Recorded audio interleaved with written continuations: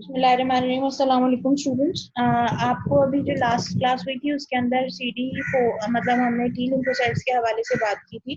T lymphocytes का जो variable region है, जो कांस्टेंट रीजन है, जो टी सेल रिसेप्टर्स हैं, उसके अलावा जो टी सेल के जो को रिसेप्टर्स हैं उनके हवाले से बात की थी। फिर उसके अलावा को स्टिमुलेटर के लिए जो रिसेप्टर्स होते हैं CD28 उसके हवाले से बात की थी। अब जो नेक्स्ट आपके पास सेल है वो है बी लिम्फोसाइट्स। ठीक है जी। तो जब बी लिम्फोसाइट्स के हवाले से हम बात करते हैं,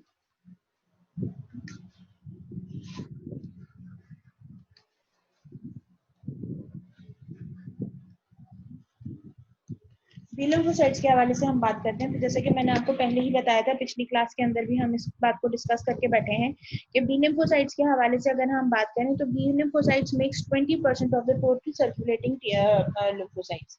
ठीक है जी। 10 to 20% के अराउंड जो है वो बेसिकली मौजूद होता है। उसके अलावा मैंने आपको ये बताया था कि ज्यादातर बेसिकली हम बी लिम्फोसाइट्स को बी लिम्फोसाइट्स बोन मैरो के नाम के ऊपर कहते थे, लेकिन चूंकि बाद में जो है ये चीज और थोड़ा सा क्लियर हुई है कि जिनके सेल्स जो हैं वो ब्लड में मैच्योर होते हैं, तो B lymphocytes can be from the blood as well. ठीक है, लेकिन जो इंपॉर्टेंट चीज है वो ये है कि बी लिम्फोसाइट्स बनते कहाँ हैं। बी लिम्फोसाइट्स थाइमस में नहीं बनते।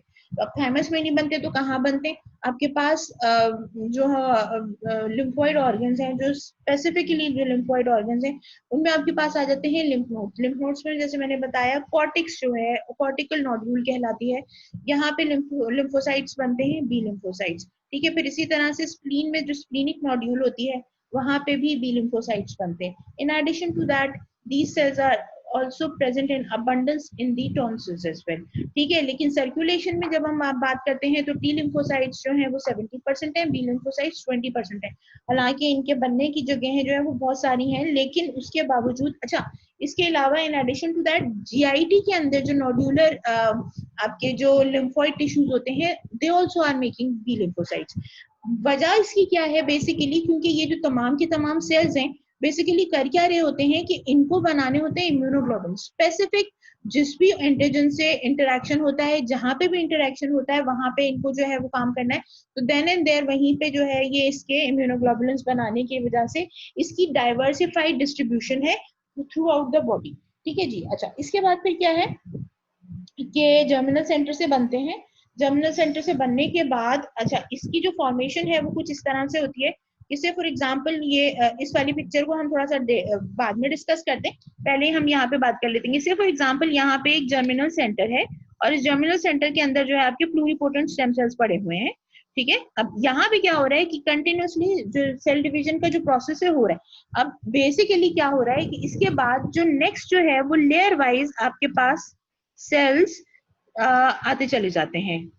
अब जैसे जैसे ये जो लेयर है बाहर की तरफ निकलती चली जाती है सेल्स की, सेल्स स्टार्ट मैचुरेशन। अब मैंने इसको जो कलर डिफरेंट कर रही हूँ वो उसकी मैचुरेशन शो करने के लिए कर रही हूँ, ताकि आपको अंदाजा हो सके कि जैसे ये जो लेयर्स बन रही हैं, अब ये आप देख सकते हो कि एग्जैक्टली ये कुछ वैसी ही शक्ल बन रही है इसकी जो हमने ऊपर जर्मिनल सेंटर ड्रॉ किया था।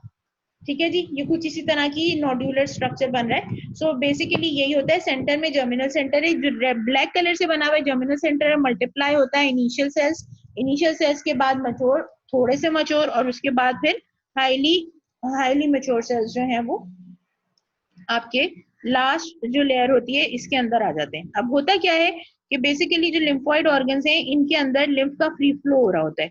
अब ये जो लिम्फ का फ्री फ्लो है ये मैं आपको दूसरे कलर से शो करती हूँ ताकि आपको पता चले। यहाँ से चारों तरफ से इसके लिम्फ मूव कर रहा होता है। ठीक है जी, लिम्फ मूव करके और किसी ना किसी एक डायरेक्शन के अंदर जा रहा होता है। तो ये जो पेरिफेरी के जो सेल्स होते हैं ये मूव करते हैं and they start entering the circulating lymph. तो जैसे जैसे पेरिफेरी की तरफ आते हैं सेल्स मैच्योर होते चले जाते हैं, they start moving towards the following lymph, और वहां से उसमें से निकल के फिर ये, चूंकि आपको मालूम है कि लिम्फ जो है वो यहाँ से ड्रॉ होता है, पूरी बॉडी से ड्रॉ होता है और उसके बाद जो है जनरल सर्कुलेशन में चला जाता है, यानी वेनस ब्लड के अंदर एंटर हो जाता है। तो वहां से या इस तरीके से ये जो डी लिम्फोसाइट्स है ये from there the point of origin, जो कि इनका जो कोई सा भी नोड्यूल हो सकता है, cortical nodule of the lymph node ले लें या splenic nodule of the spleen ले लें, वहां से जहां से भी ये निकलते हैं इस तरह से ये लिम्फेटिक्स के थ्रू निकल के जनरल सर्कुलेशन में जाते हैं और फिर ब्लड के अंदर सर्कुलेटिंग लिम्फोसाइट्स बन जाते हैं। अच्छा, अब इसके बाद जो है अब बेसिकली बी लिम्फोसाइट्स जो हैं वो इसी फॉर्म में रहते हैं जब इनकी जरूरत होती है, जब आपको कोई इन्फेक्शन होता है तो हेल्पर टी सेल्स इनको एक्टिवेट करते हैं, और इस एक्टिवेशन के नतीजे में B lymphocytes are transformed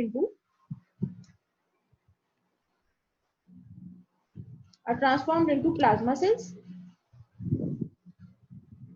and these activated plasma cells produce immunoglobulins of different varieties, को हम बाद में डिस्कस करेंगे। ठीक है जी। अच्छा, अब इसके बाद जो इम्पोर्टेंट चीज है कि ये एक्टिवेट किस तरह से होते हैं, क्या होता है, किस तरह से होता है, तो इसके लिए ये है कि ये जो पिक्चर जो मैंने अभी ऊपर आपके के लिए पेश की हुई है, यहाँ पे हम इसके ऊपर आ जाते हैं। अब आप ये देख सकते हैं कि ये आपका बी सेल है, बी लिम्फोसाइट्स के हवाले से बात हो रही है, इसकी मेम्ब्रेन है। ठीक है जी। बी सेल का जो जिस तरह से टी सेल रिसेप्टर था उसी तरह से बी सेल रिसेप्टर होता है, and that B cell receptor is basically expressed on the surface of these lymphocytes along with IgM antibodies. ठीक है जी। ये IgM एंटीबॉडीज हैं, जो एंटीबॉडीज की जो डिफरेंट वैरायटीज हैं उनमें से एक IgM भी है। ठीक है जी। ये जो बी सेल रिसेप्टर है, it's a two heterodimer protein, immunoglobulin alpha और बीटा। ये अब आप देख सकते हैं यहाँ पे, अगर मैं इसको थोड़ा सा डिफरेंट कलर से हाईलाइट करने की कोशिश करूं तो ये देखें, ये जो है ये हीट्रोडाइमर हो गया, यानी दो मुख्तलिफ तरीके के प्रोटीन्स एक डायमर बना रहे हैं। डायमर मतलब दो मॉलिक्यूल्स का एक कंबाइन बन रहा है, तो हीट्रोडाइमर का मतलब है दो अलग अलग टाइप्स, अल्फा अलग हो गया, बीटा अलग हो गया, तो इस वजह से इसको हीट्रोडाइमर कहा जा रहा है। तो ये एक हीट्रोडाइमर हो गया, ये दूसरा हीट्रोडाइमर हो गया, इन दोनों के दरमियान में आईजीएम लगा हुआ होता है। ठीक है जी। और ये आईजीएम जो है वो एक्सप्रेस होता है बीटा सेल्स के ऊपर और अटैच होता है हीट्रोडाइमर रिसेप्टर्स के साथ। अच्छा, इम्पोर्टेंट चीज क्या है इसकी, कि बेसिकली इसका काम जो है वो एंटीजन के साथ बाइंड करना नहीं है, बाइंड भी करता है, लेकिन जो इम्पोर्टेंट चीज ये है कि इसके अगेंस्ट एंटीबॉडीज नहीं बना रहा होता, सिग्नल ट्रांसडक्शन कर रहा होता है। सिग्नल ट्रांसडक्शन करता है, और सिग्नल ट्रांसडक्शन होने के लिए जो डिफरेंट सब्सटेंसेस हैं जो आइडियली मौजूद होते हैं बीटा सेल के सरफेस के ऊपर, उनमें CD21 है जो कि कॉम्प्लीमेंट रिसेप्टर है। ठीक है जी। FC part of the immunoglobulin जो कि ये रहा, ये FC पार्ट ऑफ इम्यूनोग्लोबुलिन है। ठीक है जी। ये जो है वो कौन सा पार्ट कहलाता है, ये कहलाता है आपका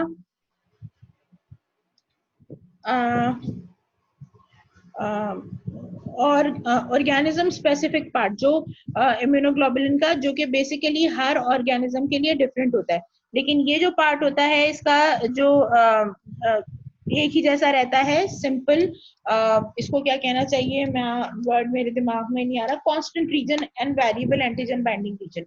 अगेन ये वही वाली बात जो हम टी सेल रिसेप्टर्स के साथ कर रहे थे, इम्यूनोग्लोबुलिन के अंदर भी ये दो पार्ट्स होते हैं। तो ये जो पार्ट है, जो एफसी पार्ट, एक कहलाता है FC fragment,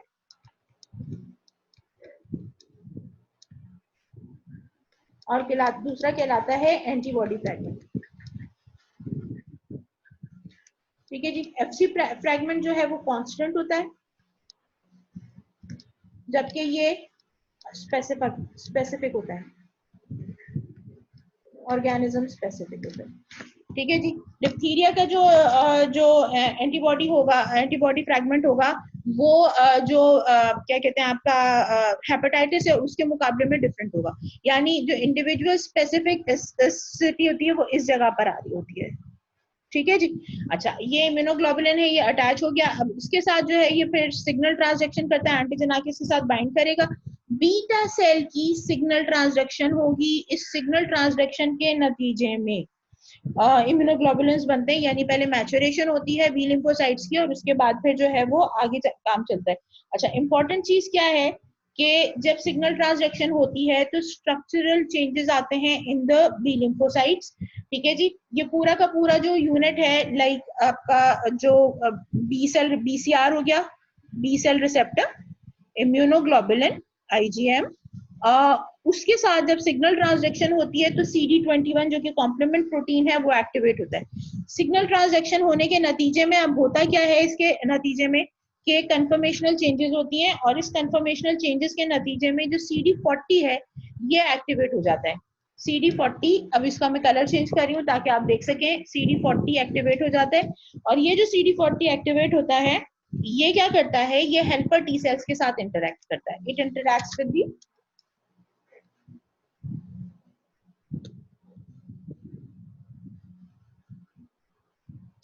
helper T sales. Now helper T sales जब CD40 लाइगेंड, अच्छा ये जो CD40 का जो ये रिसेप्टर मौजूद है, ये बी लिम्फोसाइट्स के ऊपर मौजूद है, ठीक है। CD40 receptor, it is present on the surface of B lymphocytes. जबकि CD40 का जो लाइगेंड है, it is present on the surface of helper T helper cells. ठीक है जी। अब यहाँ पे एक बात याद रखिएगा, जिस भी ऑर्गेनिज्म के स्पेसिफिक एंटीबॉडीज बनने वाले हैं, हेल्पर टी सेल जो कि मेमोरी टी सेल भी है, वो उसी मेमोरी पूल से निकल के आके बाइंड करेगा बी लिम्फोसाइट्स के साथ, ताकि से फॉर एग्जांपल हम कोरोना की बात कर लेते हैं। अगर तो फॉर एग्जांपल फर्स्ट एक्सपोजर के ऊपर कोरोना का मेमोरी टी सेल बन गया है, तो ये मेमोरी टी सेल जो है वो बी लिम्फोसाइट के साथ बाइंड करेगा, ठीक है। और ये बाइंड करने के बाद आपको क्या देगा, बी लिम्फोसाइट प्लाज्मा सेल्स देगा, और वो प्लाज्मा सेल्स स्पेसिफिकली एंटीबॉडीज बनाएंगे अगेंस्ट कोरोना वायरस। इसके अलावा और किसी के खिलाफ नहीं बनाएंगे। इसी तरह अगर हेपेटाइटिस से रिलेटेड अगर मेमोरी टी सेल है, तो जो वो अगर बी सेल के साथ आके बाइंड करेगा, तो एंटीबॉडीज कहाँ किसके लिए अगेंस्ट बनेंगी, हेपेटाइटिस वायरस के। अब कौन सा B C D E whatever that virus is, जिससे भी आपका इन्फेक्शन हुआ है, जिससे आपका मेमोरी पूल बना है, उसी के अगेंस्ट जो है एंटीबॉडीज बनेंगी।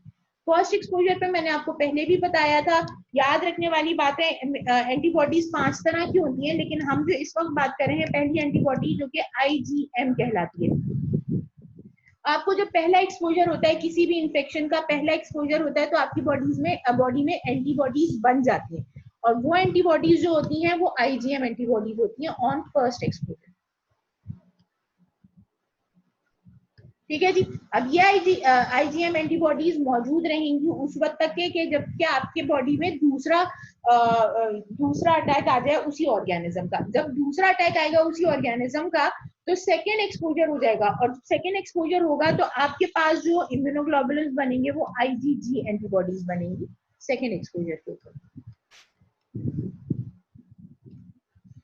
अब ये IgG एंटीबॉडीज जो हैं वो थ्रू आउट लाइफ आपकी बॉडी के अंदर मौजूद रहेंगी, और जब भी आपकी बॉडी पे उस स्पेसिफिक ऑर्गेनिज्म का हमला होगा, ये आपको डिफेंस प्रोवाइड करेंगे। मतलब ठीक है, बहुत ज्यादा अमाउंट में नहीं होगा, लेकिन थोड़ा थोड़ा कंटिन्यूसली आपकी ब्लड के अंदर ये एंटीबॉडीज मौजूद रहेंगी, ताकि आपको डिफेंस का मैकेनिज्म प्रोवाइड किया जा सके। Is that clear? कोई चीज जो समझ में नहीं आई यहाँ तक? ठीक है जी। अब हम आ जाते हैं एक और चीज जो बतानी है आपको।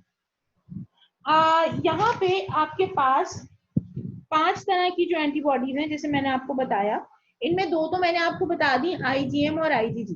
IgM फर्स्ट एक्सपोजर पे बनती है, IgG सेकेंड एक्सपोजर पे बनती है। एक और इम्पोर्टेंट चीज जो आपको इसमें बतानी है मुझे, वो ये है कि बाकी की जो 3 एंटीबॉडीज हैं वो कौन कौन सी हैं, IgA, IgED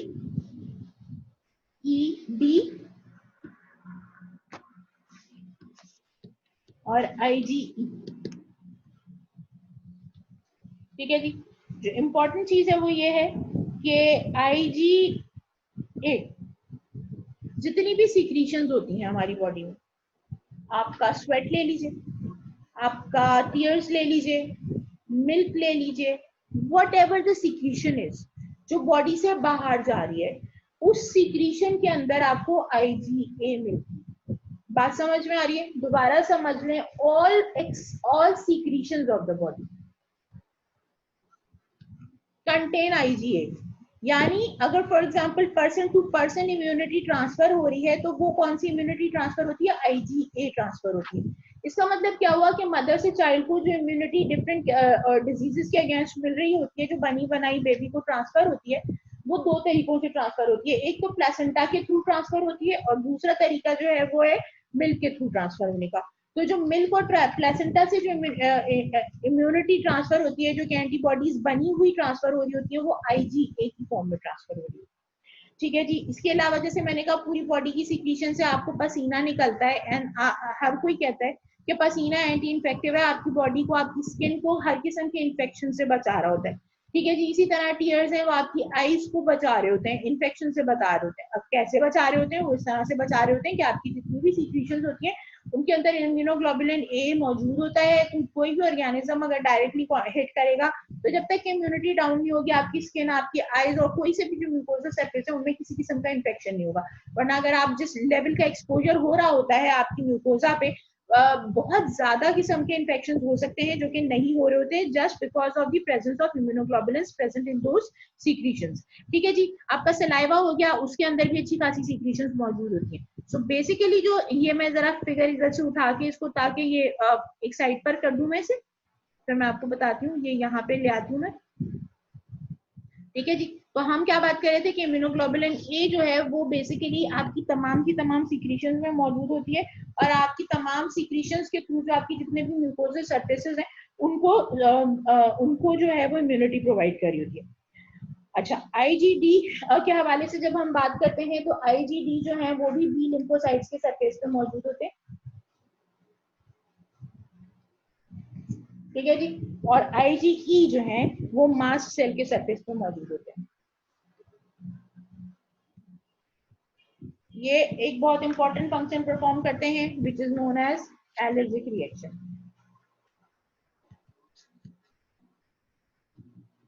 स्पेशली जब IgE की बात करते हैं तो ये एलर्जेंस के अगेंस्ट रिस्पॉन्स करती है।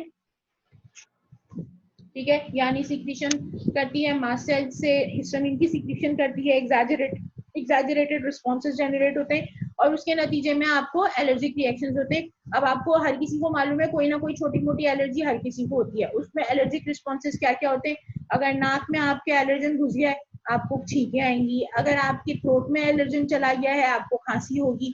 ठीक है जी। जैसे अस्थमा के हवाले से बात करें, रेस्पिरेटरी इनसफिशिएंसी होगी। बहुत सारे लोगों को पूरे स्किन के ऊपर, पूरे बॉडी के ऊपर जो है रेड पैचेस निकल के आ जाते हैं, जो कि एलर्जिक रिएक्शन है।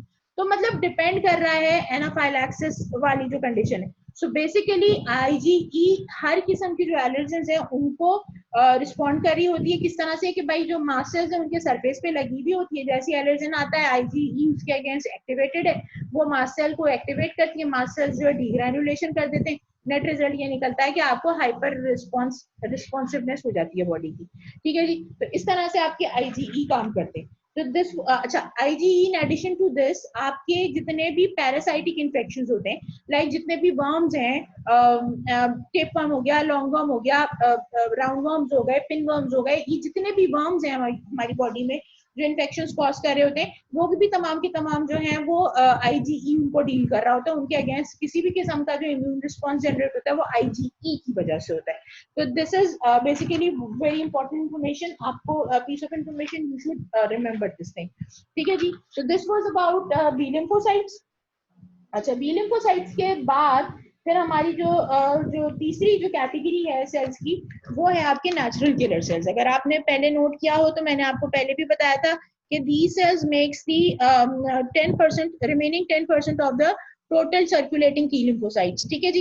नेचुरल किलर सेल्स हैं, जैसे कि हमने बात की थी, क्योंकि इनके सरफेस के ऊपर टी सेल रिसेप्टर्स भी नहीं होते, बी सेल रिसेप्टर्स भी नहीं होते। ठीक है, तो उसकी वजह से ना CD8 मॉलिक्यूल होता है, ना CD4 मॉलिक्यूल होता है, ना इम्यूनोग्लोबुलिन्स अटैच हुए हुए होते हैं। मतलब ऐसी कोई चीज ही नहीं होती जिसकी बेस पर आप जो है इनको आइडेंटिफाई कर सकें इनटू टी लिम्फोसाइट्स और बी लिम्फोसाइट्स। तो पहले इनका नाम रखा गया non T non B cells. ठीक है जी। अब अजीब बेतुका सा नाम था कि जी non T non B cell क्या क्या क्या कहलाएगा, तो इस वजह से फिर इसका नाम, फिर उसको देखा गया कि एक्चुअली कर क्या रहा है। तो उससे पता ये चला कि basically it has the innate immunity to kill different kind of organisms. तो उसके नतीजे में फिर इसका नाम क्या रखा गया, इनेट किलर सेल्स रखते, तो उसकी जगह ज्यादा मुनासिब उनको लगा नेचुरल किलर सेल्स, यानी they have the natural capacity to kill any kind of organism, therefore they are known as the natural killer sales.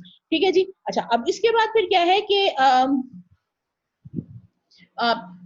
अगर आपको मैं बता दूं कि इनके, अगर फॉर एग्जांपल आपसे एग्जाम में पूछा जाए तो आप नेचुरल किलर सेल्स के जो दूसरे नाम है उनके अंदर आपके पास आ जाएगा null cells, these were known as null cells as well, ठीक है जी। इसके अलावा इनको non T non B cells भी कहते थे, लेकिन अब इनका जो नाम है वो natural killer sales, NK cells भी कहलाते हैं। अच्छा, काम कैसे करते हैं, थोड़ा सा ये मुश्किल होगा इस वक्त आपको समझाना, इसको थोड़ी देर के लिए हम छोड़ देते हैं, आगे का जो एक टॉपिक है उसको कंप्लीट करके आएंगे, तो मैं इसकी जो वर्किंग है वो आपको ज्यादा बेहतर तरीके से समझा सकूंगी, क्योंकि वो मॉलिक्यूल पहले मैं आपको समझा दूंगी तो ये ज्यादा बेहतर तरीके से आप खुद समझ जाएंगे। अच्छा, लेकिन एक और बात जो है वो ये है कि नेचुरल किलर सेल्स बेसिकली जो उनकी जो स्ट्रक्चर देखा गया है उसके अंदर अज़ूरोफिल ग्रैन्यूल्स बहुत ज्यादा पाए जाते हैं। अच्छा, अब आपको मालूम है कि अज़ूरोफिल ग्रैन्यूल्स न्यूट्रोफिल्स में भी पाए जाते हैं, और इनका काम क्या है बेसिकली अज़ूरोफिल ग्रैन्यूल्स का कि दे रिलीज माइलोपेरोक्सीडेज एंजाइम जो कि रेस्पिरेटरी बर्स्ट कॉज करता है। तो इससे भी एक आइडिया मिलता है कि जो शायद नेचुरल किलर सेल्स जो हैं वो बेसिकली जो है वो किल इस तरह से कर रहे हैं कि दे डीग्रैन्युलेट देयर अज़ूरोफिल ग्रैन्यूल्स, जिसके नतीजे में माइलोपेरोक्सीडेज एंजाइम रिलीज होगा, और वो फिर जो टारगेट है जो सामने जिसके साथ ही नेचुरल किलर्स लगे हुए वो उनको किल कर देगा। इनके सरफेस पे CD16 और CD56 मॉलिक्यूल अटैच होता है, ठीक है जी। अच्छा, CD16 is very important because it interact with FC fragment of immunoglobulin G, ठीक है जी, ये बहुत इंपॉर्टेंट चीज है, ये याद रखिएगा। हम इसको आगे ड्रॉ कर लेते हैं, देखते हैं।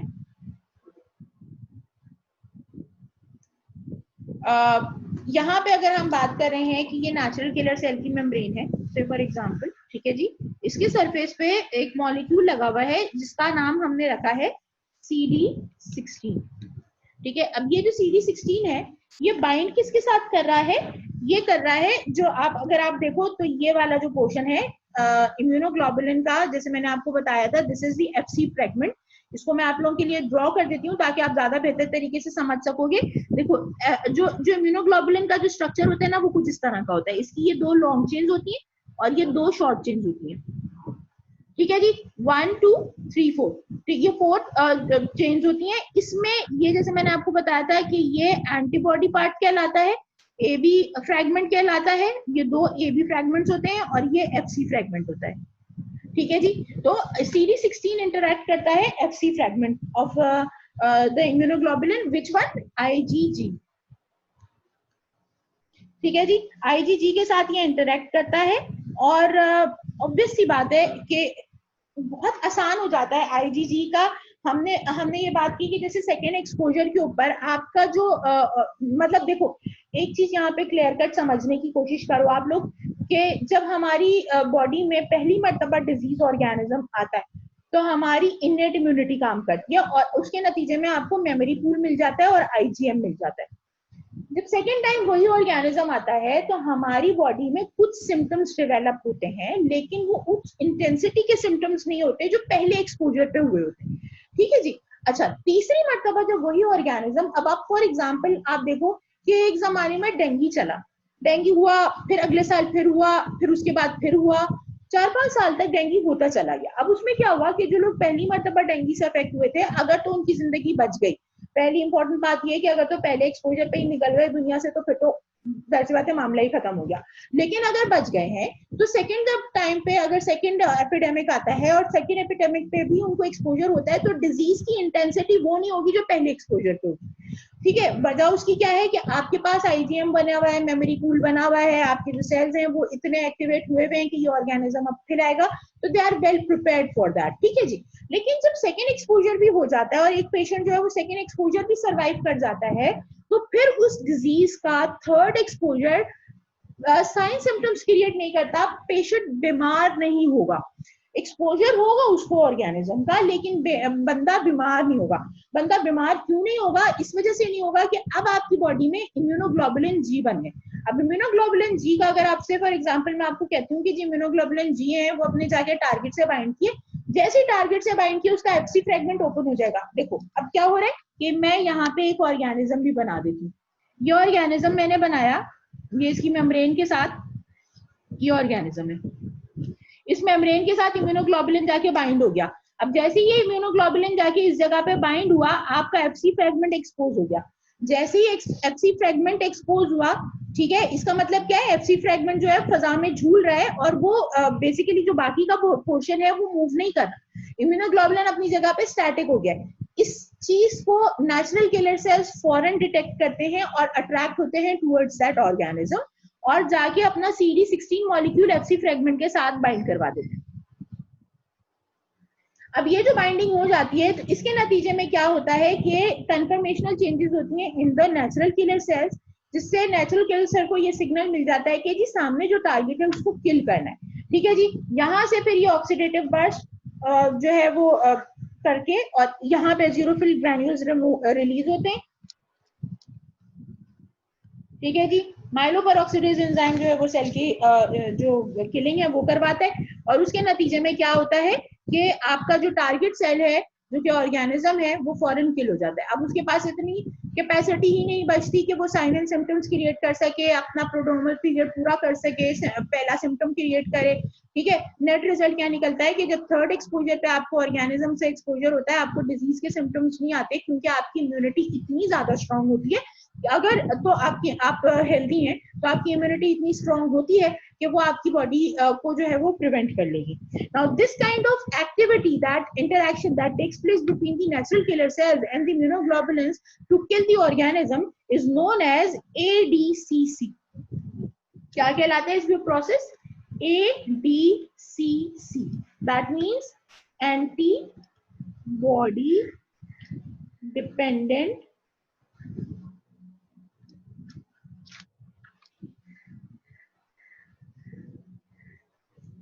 cell mediated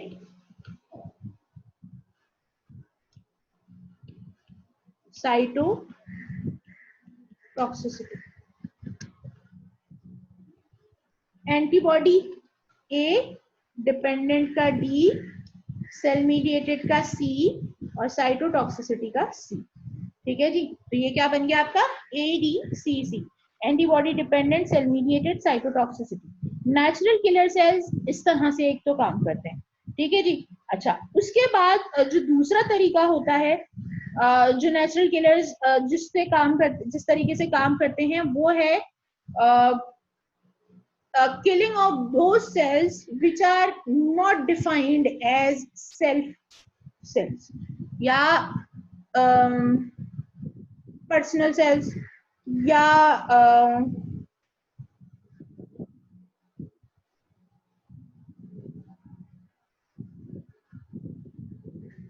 अच्छा, इसके लिए पहले मैं आपको एक और बात बता दूं कि यहाँ पे जो नेचुरल किलर सेल्स होते हैं इनके सरफेस पे दो तरह के रिसेप्टर्स लगे हुए होते हैं। अब इन रिसेप्टर्स को हम कह सकते हैं रिसेप्टर 1 एंड रिसेप्टर 2। ठीक है जी, ये नेचुरल किलर ही सेल बनाया हुआ मैंने, तो आप देख सकते हैं कि ये नेचुरल किलर सेल है। इसके अंदर पहले हमने CD16 की बात की, जो कि CD16 जो है वो ADCC कॉज करा रहा है। ठीक है, इम्यूनोग्लोबुलिन के साथ इंटरेक्ट करके। इसके अलावा नेचुरल किलर सेल्स जो हैं वो एक और काम ये करते हैं कि इनका जो रिसेप्टर 1 होता है वो एक्टिवेट करता है नेचुरल किलर सेल्स को अगेंस्ट इल डिफाइंड मॉलिक्यूल्स।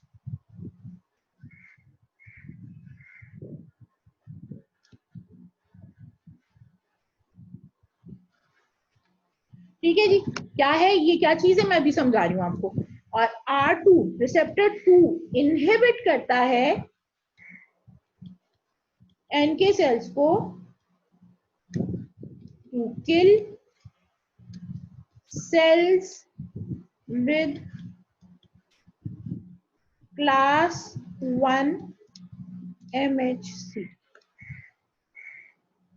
ठीक है जी, अब ये क्या कर रहा है कि क्लास 1 MHC के जो सेल्स हैं उनके थ्रू, मतलब बेसिकली ये क्या कर रहा है, रिसेप्टर 1 इल डिफाइंड मॉलिक्यूल्स को किल करवा रहा है और receptor 2 class 1 MHC containing cells को किल करने से रोक रहा है। ठीक है जी, अब इसका मतलब क्या हुआ कि इल डिफाइंड सेल्स कौन से हो गए, ये इल डिफाइंड मॉलिक्यूल्स कौन से हो गए, जिनके सरफेस पे क्लास 1 MHC मौजूद नहीं है। तो इसका मतलब क्या हुआ, R1 R2 एक दूसरे के साथ काम करते हैं। R1 हर उस सेल को किल करेगा जिसके सरफेस पे क्लास 1 MHC नहीं लगा हुआ, और R2 हर उस सेल को किल होने से बचाएगा जिसके सरफेस पे क्लास 1 MHC लगा हुआ है। अब क्लास 1 MHC है क्या चीज? MHC is major histocompatibility complex। जो हमारा नेक्स्ट टॉपिक है वो बेसिकली इसी से रिलेटेड है।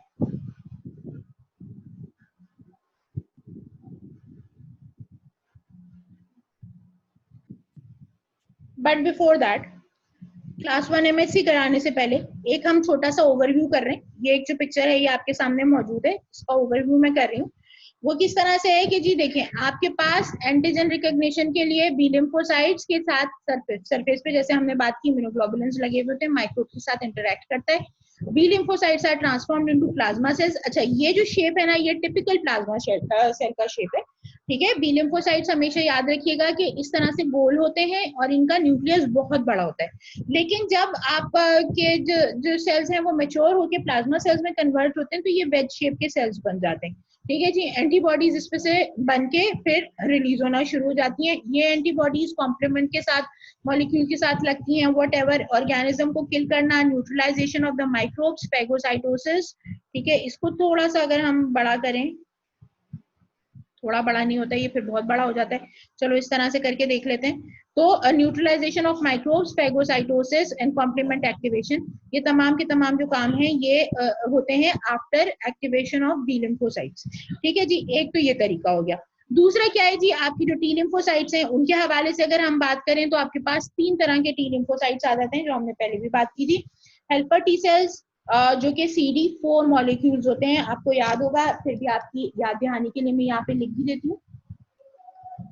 हेल्पर टी सेल्स CD4+, ठीक है जी।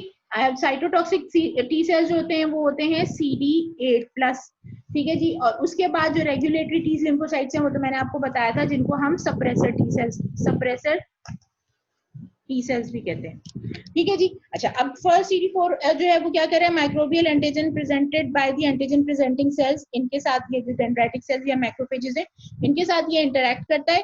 इंटरेक्ट करने के बाद आपका जो है मेमोरी पूल बना देता है, और इस मेमोरी पूल के नतीजे में 2-3 काम करता है। या तो मैक्रोफेजेस को एक्टिवेट करता है, इंफ्लेमेटरी प्रोसेस को जनरेट करता है, या फिर टी और बी लिम्फोसाइट्स बनाता है।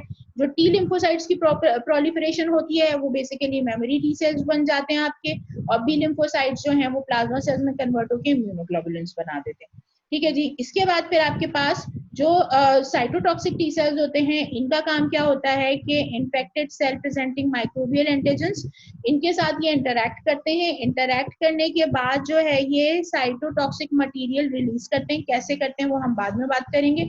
ये रिलीज करने के नतीजे में सेल्स के अंदर जो है वो जो एक जो डिग्रेडेशन जो प्रोसेस है वो शुरू हो जाता है, सेल्स की किलिंग हो जाती है इन्फेक्टेड सेल्स की, ठीक है। कौन से सेल्स इन्फेक्टेड होते हैं, क्या होता है, वो मैं बाद में बताऊंगी आपको, क्योंकि अभी अगर मैंने आपको बताया तो आप कंफ्यूज हो जाएंगे।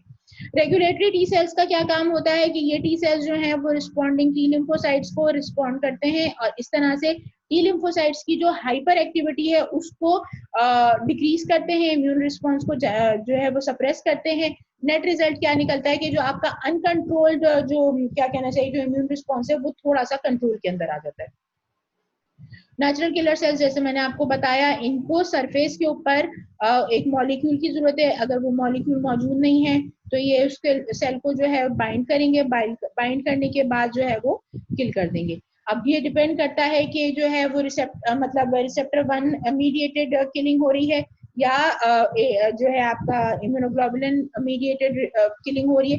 किलिंग जरूर होगी इन्फेक्टेड सेल की, ठीक है जी। This was all the review about the cells which we were talking about, ठीक है जी। तो नेक्स्ट आपकी जो क्लास होगी इंशाल्लाह उसमें हम MHCs को डिस्कस करेंगे। पूरा बहुत अच्छा और इंटरेस्टिंग टॉपिक है, लेकिन ये जो पूरी स्टोरी है वो पूरी की पूरी आपको बहुत क्लियर हो जाएगी जैसे ही आपको MHC समझ में आ जाएगा। So thank you for being with me, और आज के लिए इतना काफी है। Thank you so much. Allah Hafiz.